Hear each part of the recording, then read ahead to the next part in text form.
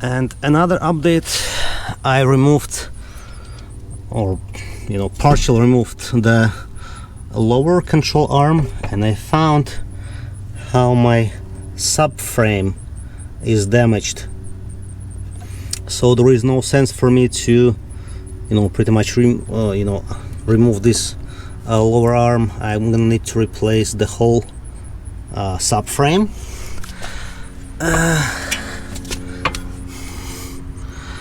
You see, like, the steering rod, or it was snapped pretty much here. Sway bar link is it's like a circle, it's not straight anymore. So I went ahead again to my local junkyard and purchased this subframe from, I guess, 07 3 Series Beamer.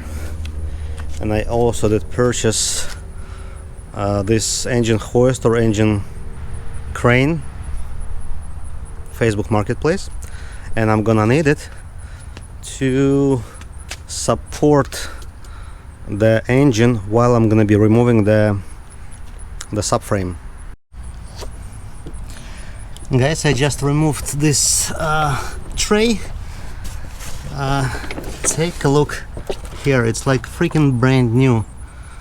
There are not a single oil spill anywhere, even it's not sweating. It's like it's 8 years old car and everything's like brand new here. Alright, I'm almost ready to hook the engine, because I disconnected most of the things, except the power steering rack, the steering rack, and this coolant lines. And in order for me to hook the engine, there is the hole right there, this one, and you use the tow hook actually to screw inside this hole. And I was desperate to find the hook in the trunk. I was looking like everywhere here, there is nothing, and what I found the hook is right in here. So I need to remove this padding, and there is a hook. I was surprised. So let's try to put the hook in place.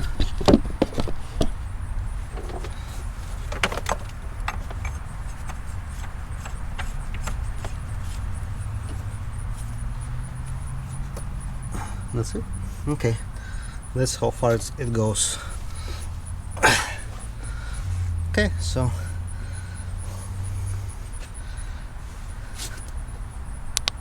it's only 45 extensions put all together just to reach the little screw holding this. I guess it's a coolant. Yeah, it's a coolant line in place. It's attached to the subframe, and it's kind of very inconvenient place to reach to. So yeah, it's 1, 2, 3, 4 extensions.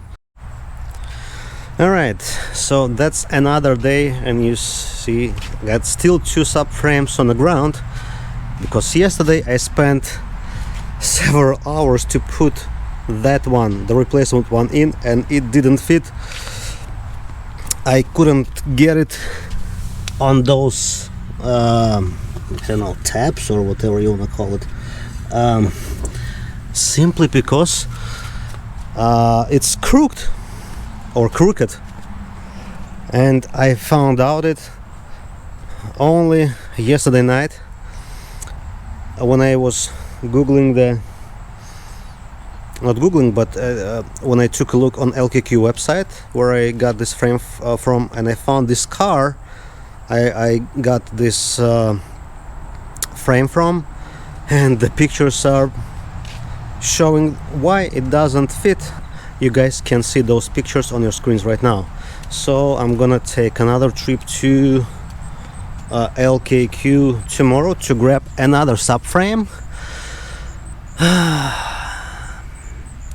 And what sucks is I was worried that my frame was damaged because the this replacement frame did fit fine on the right side, but I couldn't fit it on this left side. And since my car got this impact right here from the left, I thought maybe it's my car, not the subframe actually. But yeah, I took some measurements, like using the tape measure. I measured the diagonals, and my old frame got about 1/8 of an inch difference between those diagonals, while this replacement frame got about, I don't know, like that much, like maybe a centimeter or so, like a little less than half an inch. So, and that's why it doesn't fit. Alright, today is another day, and I just got back from the junkyard and get home this another subframe, and I measured the diagonals, like this one and this one, on the junkyard, just to make sure I am purchasing the straight stuff and both of them are equal. First of all, I'm gonna clean it because this car is pretty much pristine in the bottom, and this subframe looks really dirty. It's all oily, which is probably good. It's gonna protect it from oxidation, even it's aluminum. So I'm gonna clean it, I'm gonna install it, I'm gonna try to install it onto the vehicle, and I'll keep you updated. Alright, I just fitted the subframe. All three mountings on each side are absolutely perfect, which means the main frame in the car, thankfully, is not bent. I was really scared when I tried to install the first replacement subframe and it didn't fit at all. You see, it's all perfect. The only thing, I mean, it's much dirtier than mine. I mean, it's like I told you, it's pristine back in there. I'm gonna need to replace this steering rack, tie, or how it goes, and I'm gonna assemble the front suspension then, and I'll be able to move the car at least back and forth. Alright, I'll keep you posted.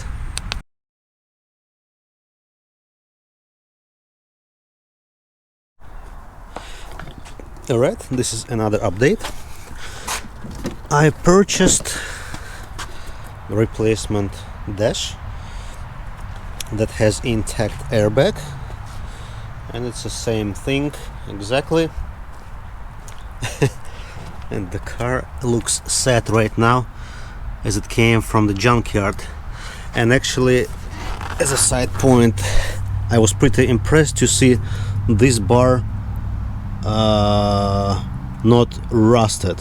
Usually when you remove the dash, at least on BMWs, it's absolutely brown color, usually all the time. I don't know why. There is some little rust on that, like metal plate going there towards the glass, but I mean, in overall, this is like brand new part. Yeah. So I'm gonna install the replacement dash. And by the way, I already had this window detached, so I'm waiting to get the replacement windshield, and it's gonna be almost the end of the project. Almost. I'm gonna need to replace the wheels, and I'm also waiting for the airbag for the steering wheel to arrive, and that's pretty much all the parts I need. And today is another update. I got this replacement windshield from LKQ, from I guess all 8 Beamer, and I did remove the old urethane from the windshield, I did decontaminate the windshield. I also used some isopropyl, or rubbing alcohol to remove any oil or grease residuals. I did replace this like lower molding from the old windshield, and I have brand new molding here. What I need to put on the top of the windshield there. And I also did prepare the urethane. I left like probably 1/8 of an inch from the old urethane around the perimeter. And what else? I got this 3M 08693 windshield adhesive ready. I put it on the sun just to make it more soft, so it would be more easier for me to dispense it from this like caulking gun or whatever you wanna call it. And I'm gonna let you know how it went. So far everything goes pretty smooth. I cannot complain.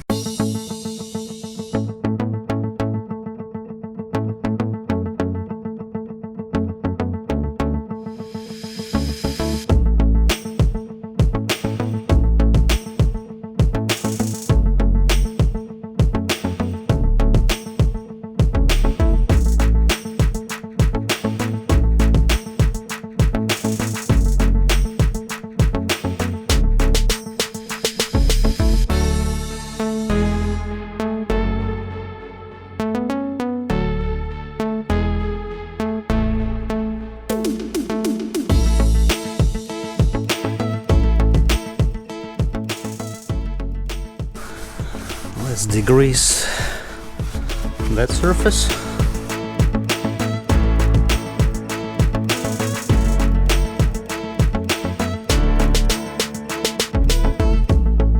Alright, we are pretty much ready to apply the adhesive promoter, I guess, or whatever it calls. Alright, I just use this 3M like adhesive promoter or single step primer, and you can see how this thing is glossy now, so I'm gonna leave it for a few moments to adhere properly. And I did the same thing for the windshield. I guess you can see like these tracks. I did like 2 tracks on the bottom and like one track on on the rest of the perimeter. And I'm gonna preheat this a little more. Actually, it's actually pretty warm already. Maybe I don't need to preheat it anymore. It's pretty warm by the touch. I'm gonna use the caulking gun. Hopefully it's gonna work well. I know the people did warn that this thing is extremely sticky, so I really don't want it to apply it somewhere here on the roof trim. So I'm gonna try to be very cautious doing that. All right, I trimmed this nozzle in a V shape, so it leaves like a V shape, obviously pattern from this adhesive, so glass could stick onto it and spread where whenever the amount it needs to spread, I guess it's gonna do it by itself. So I don't really worry about like ups and downs right here, because when the glass gonna be attached, because of this V shape, it's gonna spread it as long as it needs. So hopefully that makes sense.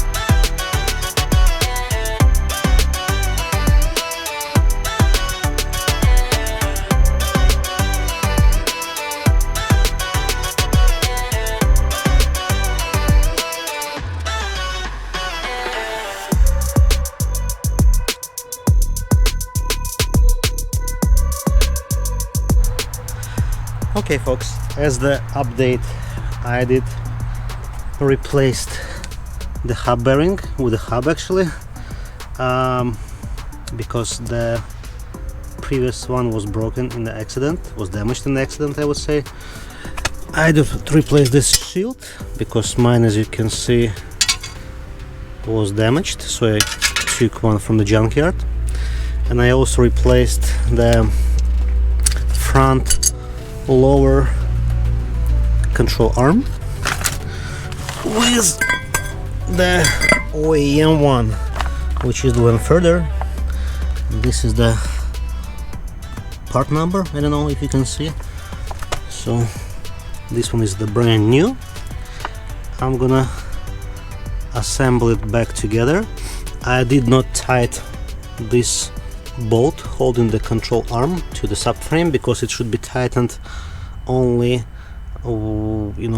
under the load, when the vehicle has all the weight on the wheel. And that's almost the conclusion of the repair of this Beamer. I need to purchase the new set of wheels and tires for this one because obviously this one is shot. So and the rear one is also pretty significantly damaged right here.